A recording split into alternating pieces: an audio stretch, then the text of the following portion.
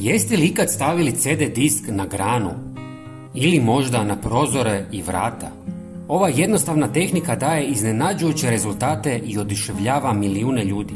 U današnjem videu pokazat ću vam kako primijeniti ovaj praktičan kućni trik koji će vas oduševiti.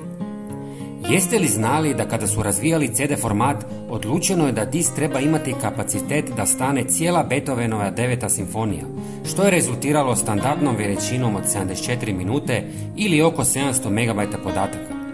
Ali vratimo se mi na našu glavnu temu.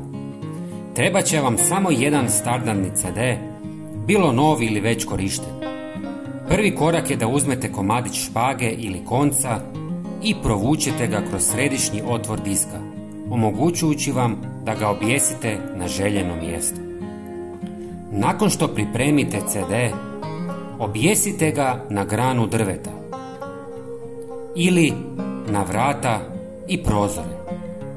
Važno je da CD bude u pokretu i da reflektira svjetlost. Ako nemate idealno mjesto za objesiti ga, jednostavno ga postavite bilo gdje. Iako rezultat možda neće biti toliko izraženi, i dalje će imati pozitivan učinak. Pitate se što je svrha ovog trika? CD diskovi su nevjerovatno učinkoviti u odbijanju muha, golubova i drugih ptica zbog svoje reflektirajuće površine. Njihov sjaj stvara bljeskove svjetlosti koji zasljepljuju i plaše insekte i ptice. Uz to, pokretni CD-ovi proizvode blage zvučne signale koji dodatno odvraćaju životinje.